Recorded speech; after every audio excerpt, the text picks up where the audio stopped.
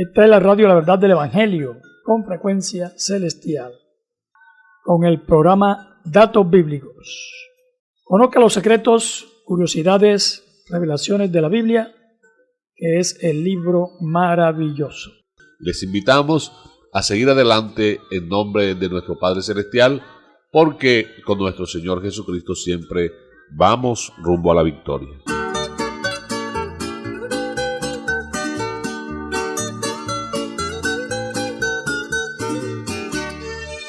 El simbolismo bíblico. Un símbolo es un elemento, un objeto material que por convención o asociación se considera representativo de una entidad, de una idea o de una cierta condición. Es un signo que establece una relación de identidad o una realidad espiritual. Un símbolo bíblico puede llegar a tener diferentes interpretaciones dependiendo del contexto. Los libros de la Biblia que más simbolismo tienen son el libro de Ezequiel, el de Daniel y el Apocalipsis, pero estos libros se complementan. Entonces el hebreo es un idioma muy exacto en el sentido de que una cosa significa lo mismo en todas partes. No es tan rico como lo es nuestro castellano, no así el hebreo, razón por la cual entonces se vale de mucho simbolismo. Entonces, en ese sentido es que la Biblia, como bien ha notado usted, en los libros de Daniel, Ezequiel, Zacarías y Apocalipsis, es rico en simbolismo, pero que todo va cargado de una verdad espiritual que apunta a sucesos del pasado, del presente o del futuro.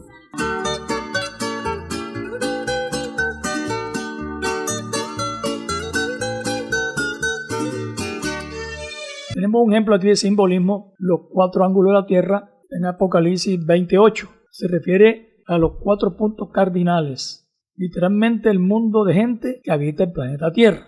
Dice Apocalipsis 28, y saldrá a engañar a las naciones que están en los 4 ángulos de la tierra, a Gog y a Magog, a fin de reunirlos para la batalla, el número de los cuales era como la arena del mar.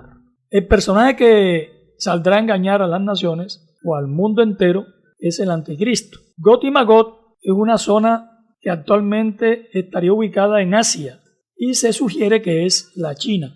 Teniendo en cuenta la ideología política, Rusia podría ser un aliado de China. Rusia tiene territorio en Asia y en Europa.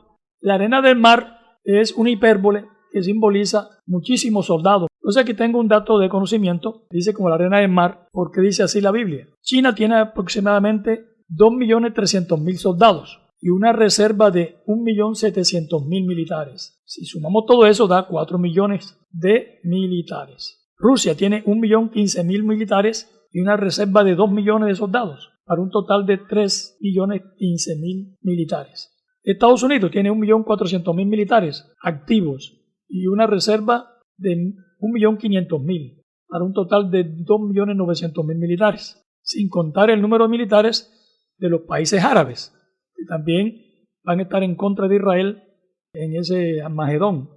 Israel tiene un ejército activo de 187.000 soldados y una reserva de 565.000 militares, para un total de 752 militares. Ahora te compare el número de soldados de Israel con el número de soldados sumados de China y los de Rusia. Es un abismo grande de soldados, por eso dice como la arena del mar. En cuanto al armamento, países que tienen armas nucleares, del Tratado de la No Proliferación de Armas Nucleares, China, Francia, Rusia, Reino Unido, Estados Unidos. Otros países con armas nucleares está India, Pakistán, Corea del Norte. Países de la OTAN con armas nucleares, Bélgica, Alemania, Italia, Países Bajos y Turquía. Otro estado que se cree que tiene armas nucleares es Israel. Entonces, según la interpretación de los teólogos, en Apocalipsis 16, del 12 al 14, dice: el Armagedón es un lugar físico, literal, conocido como el Monte Megido o el Valle de Jezreel, que está a 90 kilómetros al norte de Jerusalén, en donde se reunirán los ejércitos de la tierra para destruir a la nación de Israel. En este caso, China y Rusia y los países árabes. Se cree que son ellos, ¿no? La Biblia, por ejemplo, en Apocalipsis, nos dice en el capítulo 7, versículo 1: después de esto vi a 4 ángeles en pie sobre los 4 ángulos de la tierra, que detenían los 4 vientos de la tierra, para que no soplase viento alguno sobre la tierra, ni sobre el mar, ni sobre ningún árbol. Aquí nos plantea un fenómeno bastante interesante, y es que, así como usted mencionaba los 4 puntos cardinales, también está el mantenimiento del funcionamiento correcto del planeta Tierra, el ecosistema, para guardar el equilibrio, así para que se lleve el gas carbónico y venga el oxígeno necesario, que el viento esté fluyendo. Pero el viento, el Señor, hablando con el sabio Job, le preguntaba si él mandaba el viento, si él conocía los caminos del viento. O sea, nada en el universo se mueve sin la autoridad de Dios. Por eso es que el Señor Jesús es conocido como Rey de Reyes, porque el universo entero está organizado en reinos. Aquí vemos 4 ángulos o 4 vértices del viento. Es decir, que los demás huracanes, tempestades y todo lo que tenga que ver con este fenómeno dependen de estas 4 autoridades. Pero estas 4 autoridades están sujetas a la autoridad mayor. Por eso es que él, caminando sobre las aguas, le dijo al mar, cállate. Y el viento enmudece y le hizo caso, porque es la máxima autoridad.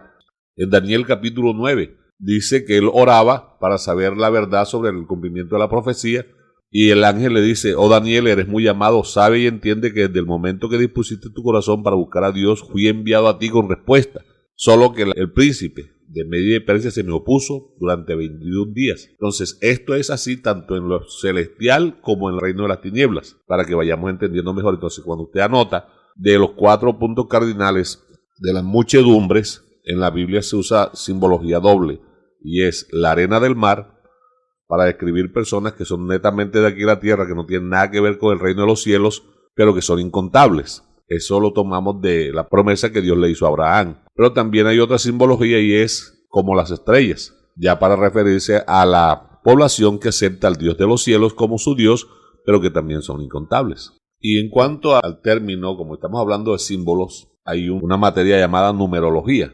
En numerología, el número 4 implica plenitud o totalidad. Hablando en la ciencia matemática, incluye los 4 aspectos: altura, profundidad, anchura y longitud. Hablando de la creación, en el Edén están los 4 ríos que salían de allí. Hablando de las matemáticas, está hablando también de operaciones exactas. Hay en la Biblia muchos aspectos. Si hablamos de la personalidad, están los 4 tipos: el sanguíneo, el colérico, el melancólico y el flemático. Entonces es importante mirar todas estas cosas, porque el número 4 tiene muchas simbologías. Por ejemplo, en el tabernáculo tenía 4 cubiertas. Una cubierta externa que era la más fea, de piel de tejón, que no tiene ningún atractivo. Pero debajo de esa cortina fea venía otra un poco más bella. Y después, más abajo, había una más hermosa. Y por último, quedaba expuesto esa construcción de oro. Así nos ocurre cuando entramos a la iglesia, vamos entendiendo, vamos descubriendo la belleza de Cristo, vamos viendo a Cristo mismo en la iglesia.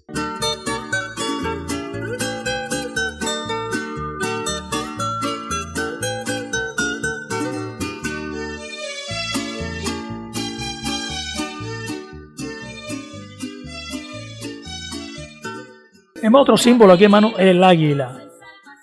Simboliza velocidad, poder, visión.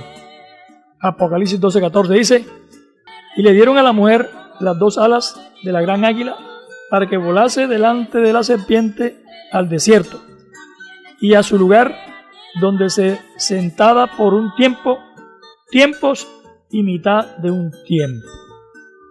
Algunos teólogos dicen que la huida de la mujer al desierto se refiere a la huida de la iglesia a Pella, al otro lado de Jordán, antes de la destrucción final de Jerusalén en el año 70.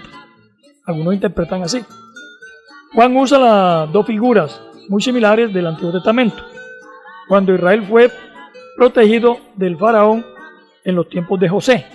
Esa es una figura que usa como un antitipo del tipo que hablamos acá en Apocalipsis. Volvemos otra vez a lo que hablábamos anteriormente de numerología, del 4. Para explicar la figura del águila, tomemos el primer punto. Hablaba y apuntaba correctamente que es la reina del espacio. Este datico, como dice usted de conocimiento, el águila es la única ave que puede volar en dirección al sol, porque el creador la dotó de una membrana especial que le recubre su globo ocular y ya puede acercarse ya. Y en ese vuelo no hay perseguidor que la alcanza. El águila, cuando ve avecinar una tormenta, ella no se esconde.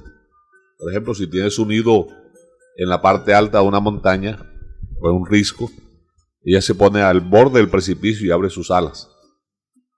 Si los pichones están pequeños, se los echa al lomo, el lomo literalmente de las alas, y abre las alas para que cuando la ráfaga de viento golpee las alas, por rebote, se remonta, con el propósito de ella ponerse por encima de la tormenta. Si nos vamos al libro de Ezequiel, dice el capítulo 1, versículo 4, y miré aquí venía del norte un viento tempestuoso y una gran nube con fuego envolvente, y alrededor de él un resplandor, y en medio del fuego algo que parecía como bronce refulgente, y en medio de ella figura de 4 seres vivientes, aquí está el número 4, y esta era su apariencia, había en ellos semejanza de hombre, cada uno tenía 4 caras y 4 alas, y los pies de ellos eran derechos, y las plantas de sus pies como planta de pie de becerro, y centellaban a manera de bronce muy bruñido. Debajo de sus alas, a sus 4 lados, tenían manos de hombres, y sus caras y sus alas, con las cuales se juntaban el uno al otro. No se volvían cuando andaban, sino que cada uno caminaba derecho hacia adelante. Y el aspecto de sus caras era cara de hombre, cara de león, al lado derecho, cara de buey, al lado izquierdo, y cara de águila. Esto nos remite al tabernáculo. Ahí hay 4 colores que predominan en toda la cortina. La cortina externa o la cerca del tabernáculo era toda de blanco.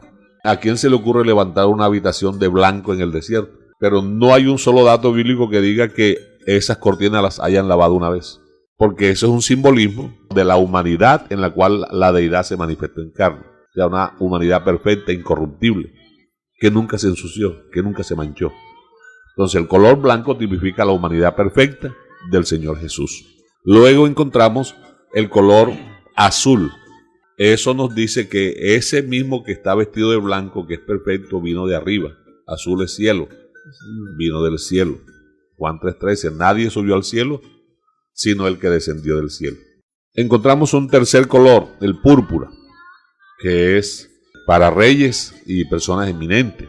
Ese lo usó el Señor, porque Él es el sumo sacerdote. Y está el rojo carmesí, que es para reyes, y Él es rey de reyes. Y su rojo, dice Apocalipsis 19, su vestido está teñido en sangre, que es lo más rojo en cuanto a expresión. Entonces, 4 colores que apuntan a la misma persona. Hay 4 columnas que sostienen la primera puerta de entrada llamada el camino. Esas 4 columnas nos hablan de los 4 evangelios que describen a la misma persona. ¿Quién es? El Señor Jesucristo. Hablan de su nacimiento, vida, ministerio, muerte y resurrección. 4 evangelios, 4 colores, 4 columnas. Llegamos aquí, 4 caras. Una cara de hombre, para hablarnos de Dios manifestado en forma de hombre. Hebreo 2:14. Por cuanto los hijos participaron de carne y sangre, Él también participó de lo mismo. Pablo dice a los Corintios que Dios estaba en Cristo, ¿verdad? Y Colosenses 2:9 y 10 dice que en Él estamos completos, porque en Él habita corporalmente toda la NTV dice, porque a Dios le agradó habitar en un cuerpo humano en toda su plenitud, para ser más exacto. Entonces, sigo aquí. Les mencioné los 4 columnas con los 4 evangelios. Ya los 4 evangelios nos introducen en una nueva era de símbolos, porque cuando el Señor Jesucristo vive aquí en la tierra, el imperio que predominaba era el romano, y el imperio romano, su emblema era un águila. En México el emblema es un águila, y muchos países, en Austria, muchos países tienen el águila como su símbolo, su emblema nacional. Aquí en Colombia es el cóndor. Entonces, en los evangelios cada uno tiene un color y una de estas figuras que están aquí en Ezequiel 1:10. ¿Qué color representa el evangelio de Mateo? Bueno, Mateo nos presenta al Señor Jesucristo como el rey. Aquí en Ezequiel 1:10 representaría al león, que es el rey de las fieras, porque el Señor es el león de la tribu de Judá. La figura de hombre nos hablaría de el color blanco, nos hablaría de el hombre perfecto y nos hablaría del evangelio de Lucas, que es el que nos presenta al Señor Jesús desde su infancia, toda su parte humana. La cara de buey nos habla del evangelio de Marcos, que es donde el Señor Jesucristo se presenta a sí mismo como siervo, porque el Hijo del Hombre no vino para ser servido, sino para servir y dar su vida en rescate por muchos. Y la cara de águila, que nos habla del color azul que viene de arriba y del evangelio que no tiene genealogía. ¿Cuál es el único evangelio que no tiene genealogía? El evangelio de Juan. De Juan, que no se ocupa de la parte humana sino de la deidad. Y aquel verbo se hizo carne y habitó entre nosotros y vimos su gloria, gloria como del unigénito, y el verbo era Dios. Conectando ya con el texto de Apocalipsis 12, es una profecía que está en proceso de cumplimiento y dice la Escritura que a ella se le dio las alas del águila. Habla de una multitud de naciones que quieren acabar con Israel, pero Israel tiene promesas.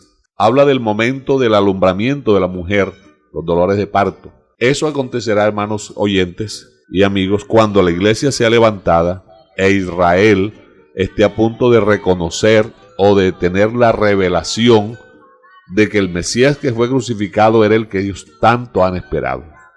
Y se cumple también Zacarías cuando dice: mirarán a mí y me preguntarán qué heridas son esas que tienes en tus manos, y no que con ellas fui herido en la casa de mis amigos. Entonces llorarán por mí. O sea, ¿por qué el lloro? Porque ¿cómo es posible que nosotros crucificamos al Mesías que tanto esperábamos? Eso para que se cumpla lo que Pablo dijo a los Corintios. Dice, porque si hubieran conocido al Señor, no lo hubieran crucificado. Entonces había un velo.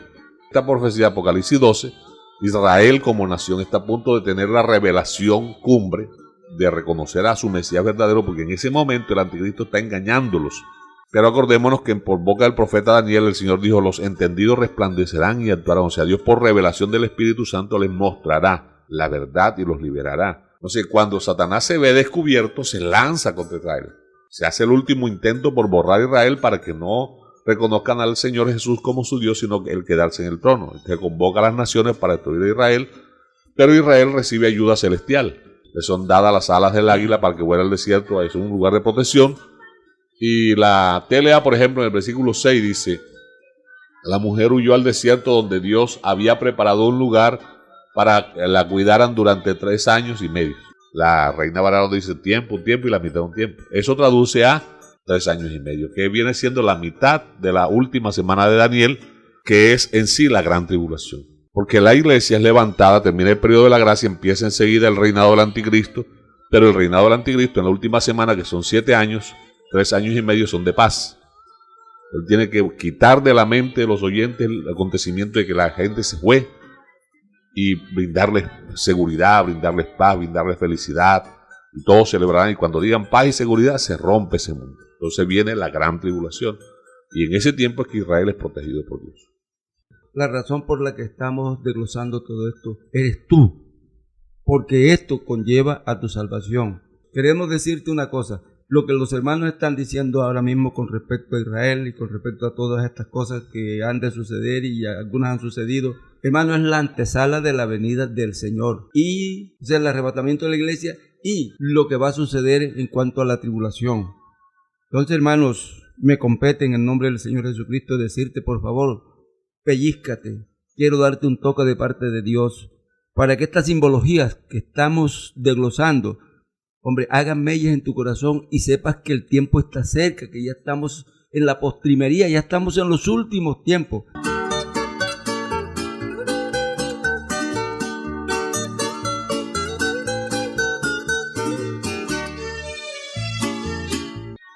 Bueno, ya el hermano explicaba por un tiempo, y en la mitad de un tiempo se refiere a 3 años y medio.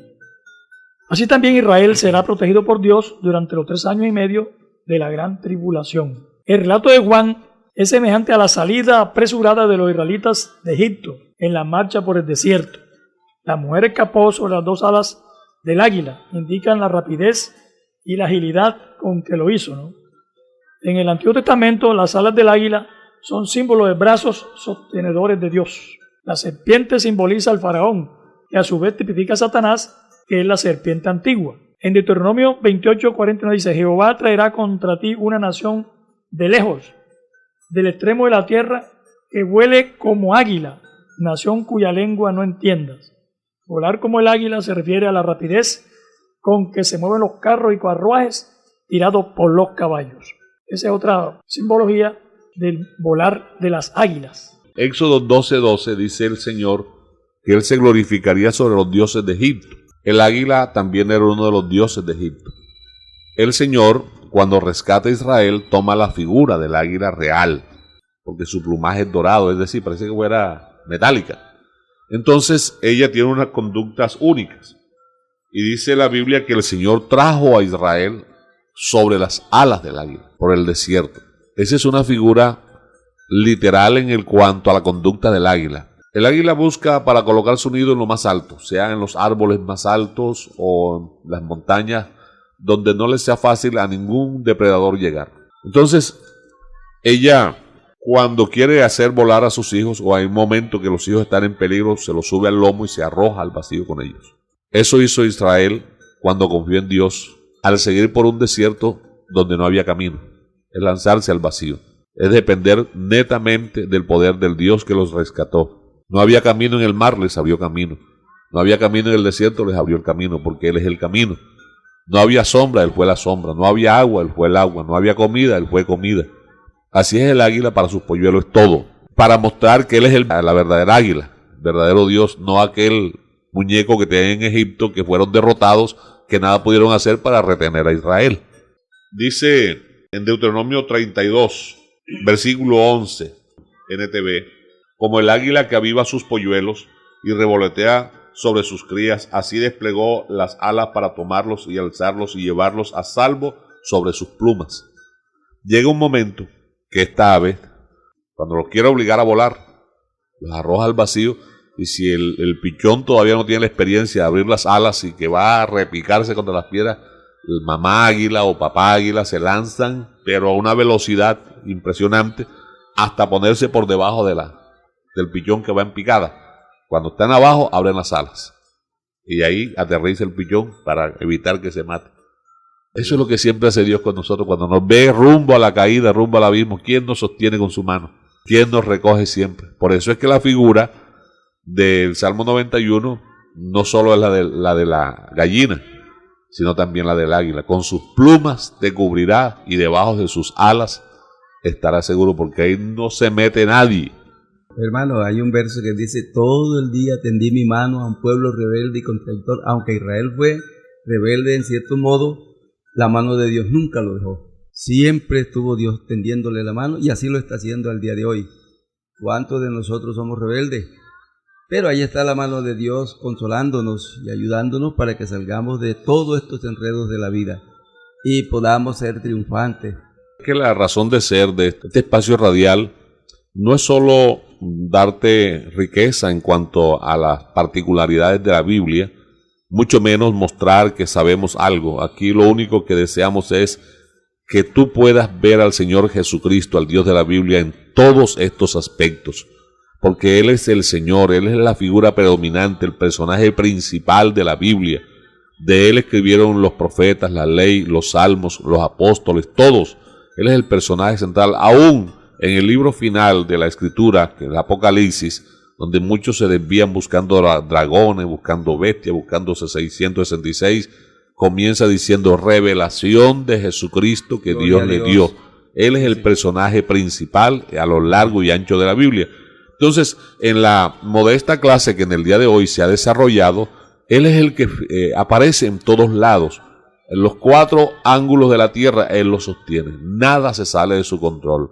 Él tiene el control sobre lo que se mueve en el mundo visible e invisible.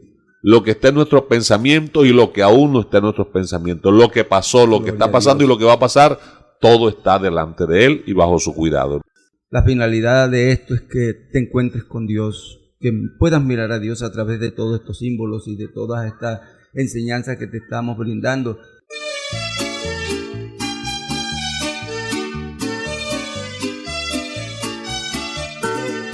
La Biblia surca los tiempos, las edades, y en su afán nos dice lo que ha de suceder. ¡Qué maravilla que Cristo haya sellado en un tan solo libro! Es la ciencia y verdad. Toda esta programación usted la puede conseguir en nuestros canales, en nuestras plataformas, por ejemplo en Facebook o Metaverso.